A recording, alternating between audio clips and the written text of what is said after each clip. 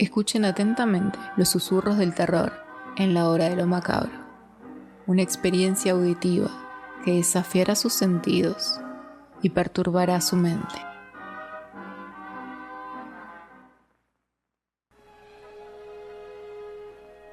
El ocupante de la habitación.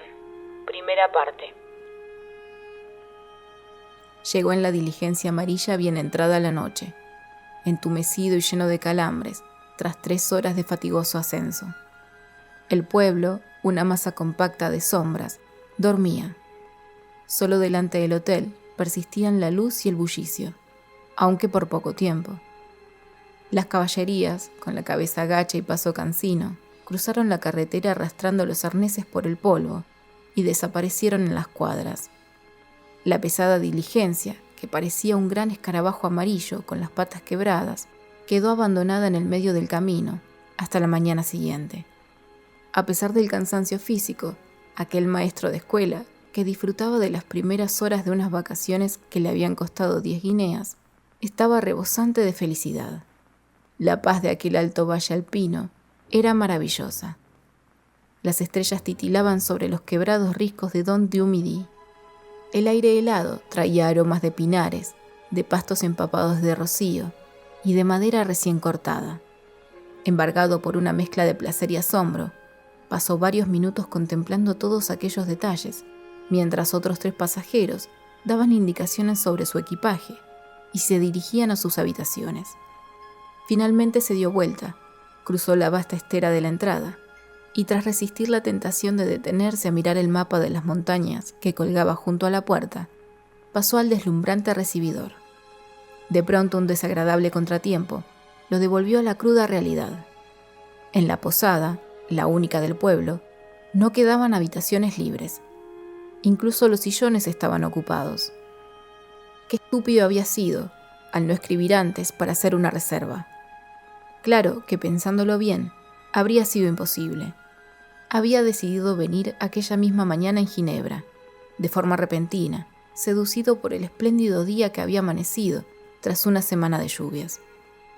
El portero, que lucía una chaqueta con ribetes dorados y una anciana de facciones muy duras, no dejaban de hablar y gesticular mientras señalaban el pueblo en distintas direcciones. Intentaban hacerle sugerencias que él apenas comprendía, pues su francés era limitado y el dialecto en el que hablaban resultaba casi ininteligible. Allí quizás se encuentra una habitación, o tal vez allá, pero aquí está todo completo, más de lo que quisiéramos. Mañana quizás, si tal o cual deja su cuarto. Finalmente, tras muchos encogimientos de hombros, la anciana miró al portero de la chaqueta ribeteada. Este a su vez se quedó contemplando al maestro con expresión somnolienta. Sin saber muy bien por qué, obedeciendo a ese misterioso mecanismo que mantiene viva la esperanza, el maestro siguió las indicaciones de la mujer y salió a la calle. Se encaminó hacia un oscuro grupo de casas que ella le había señalado. Lo único que tenía claro era que pensaba aporrear cada una de aquellas puertas hasta que le dieran una habitación. Estaba demasiado cansado para pensar en otra cosa. El portero había hecho ademán de acompañarlo, pero en el último momento se volvió y se quedó hablando con la anciana. Las casas apenas se distinguían en la oscuridad. Un aire gélido recorría el valle y el estruendo de los cursos de agua resonaba entre las montañas. Pensaba vagamente que no tardaría en amanecer y que quizá tendría que pasar la noche vagando por el bosque, cuando oyó un ruido sordo a sus espaldas. Al volverse, vio a una figura que se acercaba apresuradamente hacia él. Era el portero, venía corriendo. En el pequeño recibidor de la posada se reanudó una confusa conversación entre los 3, interrumpida de vez en cuando por susurros en dialecto entre la anciana y el portero. El resultado final fue que, si a Messier no le parecía mal, después de todo sí había una habitación en el primer piso, aunque en cierto modo estaba ocupada. Bueno, en realidad lo que ocurría era que el maestro no se preocupó por aclarar aquel embrollo. Al fin y al cabo, le ofrecían exactamente lo que necesitaba: un lugar donde dormir. La ética profesional de los hosteleros no era asunto suyo. Si la mujer le ofrecía alojamiento, no le correspondía discutir si tenía derecho a hacerlo. Mientras acompañaba al huésped hasta la habitación, el portero, visiblemente nervioso, le fue explicando en una mezcla de francés e inglés lo que la patrona había omitido. Mirton, pues así se llamaba el maestro, pronto empezó a compartir aquella inquietud. Sin darse cuenta, se vio envuelto en la atmósfera de una posible tragedia. Quien conozca la emoción particular que producen los altos valles de montaña, comprenderá esa ligera sensación de alarma que suele acompañarlos. Parte de su atractivo consiste precisamente en las escaladas peligrosas que invitan a realizar.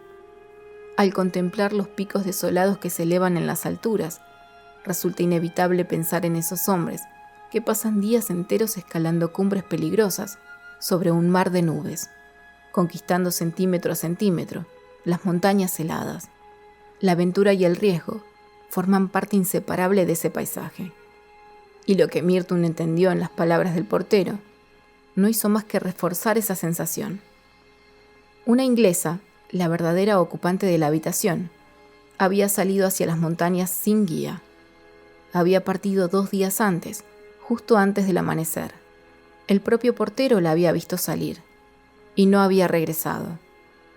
La ruta era difícil, aunque no imposible para un escalador experto, incluso en solitario.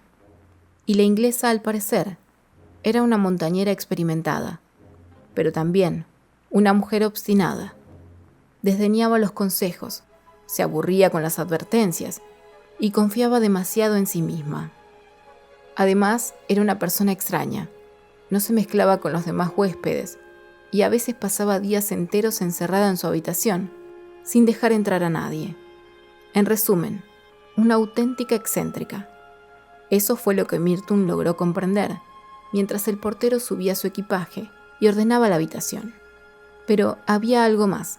También se enteró de que ya había salido una partida de rescate y que podrían regresar en cualquier momento. En ese caso, bueno, por eso, aunque la habitación estuviera vacía, seguía siendo de ella. Pero si a Messier no le importaba correr el riesgo de tener que dejarla en mitad de la noche, el portero parecía decidido a enumerar todos los detalles que ponían en duda la conveniencia del alojamiento. Mirton lo despidió tan pronto como pudo. Lo único que quería era dormir.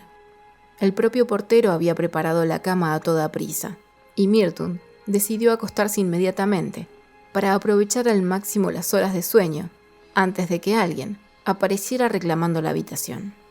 Sin embargo, al principio se sintió incómodo, muy incómodo. Estaba en la habitación de otra persona. No tenía derecho a estar allí.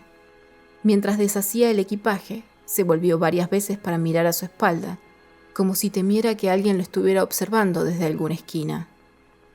Tenía la impresión de que en cualquier momento oiría pasos en el pasillo, llamarían a la puerta y aparecería aquella inglesa mirándolo con furia.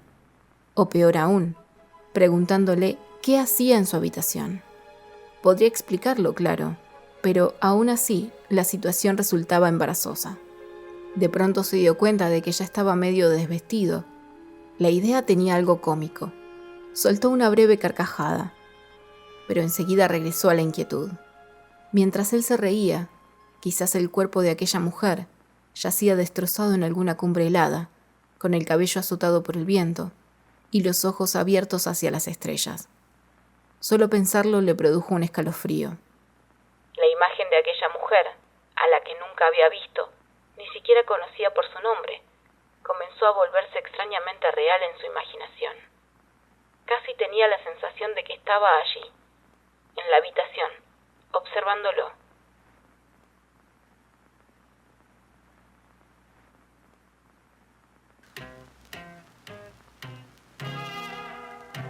Concluimos otro capítulo oscuro en la hora de lo macabro. Pero recuerden, en la oscuridad siempre habrá más historias por descubrir.